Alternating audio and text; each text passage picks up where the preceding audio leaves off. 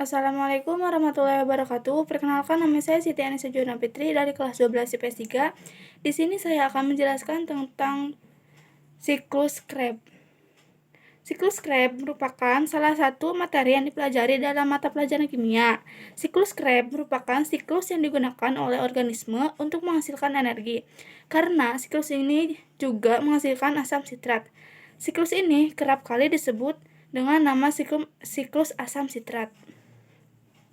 Siklus Krebs merupakan tahap kedua dari tahapan respirasi sel yang diawali dengan proses glikolisis. Glikolisis adalah pemecahan glukosa menjadi asam piruvat dan fosforilasi oksidatif. Kemudian akan menghasilkan 2 ATP dan 2 NADH yang disebut juga dengan istilah adenotrifosfat. Setelah itu, asam piruvat diproses untuk memasuki tahap siklus Krebs. Sebelum masuk ke tahap siklus Krebs, asam piruvat terlebih dahulu masuk ke tahap dekarboksilasi oksidatif yang berada di dalam mitokondria sel tubuh. Setelah itu, barulah terjadi 8 tahapan dalam proses siklus Krebs. 8 tahapan siklus Krebs.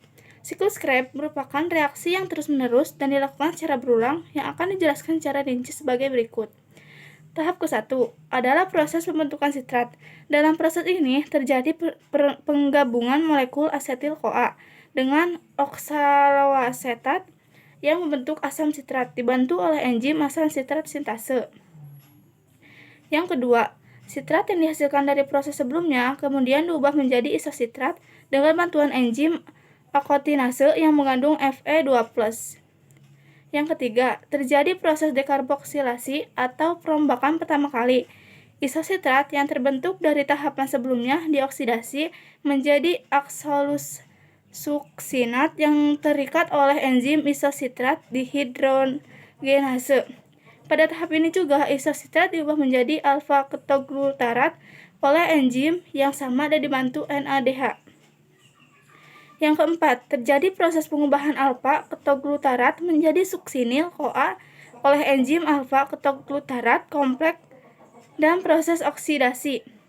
Yang kelima, suksinil-CoA kemudian diubah menjadi suksinat. Tidak hanya dibantu dengan enzim, tahap pengubahan ini dibantu juga oleh Mg2+ dan GDV dengan fosfat membentuk GTP.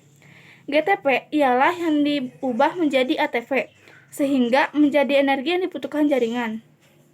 Yang keenam, pada tahap ini, suksinat akan dioksidasi menjadi pumarat dengan bantuan enzim suksinat dehidrogenase. Yang ketujuh, adalah proses dehidrasi. Pada proses ini, terjadi penambahan atom hidrogen pada ikatan karbon C sama dengan C sehingga menghasilkan produk berupa malat. Yang kedelapan, malat kemudian dioksidasi untuk menghasilkan oksaloasetat yang dibantu dengan enzim malat dehidrogenase. Oksaloasetat kemudian akan menangkap asetil-CoA sehingga siklus Krebs dapat terus-menerus terjadi. Selain itu, pada tahap ini juga berupa NADH. Untuk mencukupi kebutuhan energi, maka siklus Krebs harus berlangsung selama 2 kali. Hal ini dikarenakan reaksi oksidasi pada molekul glukosa.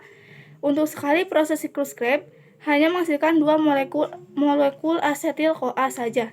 Sekian dari saya. Wassalamualaikum warahmatullahi wabarakatuh.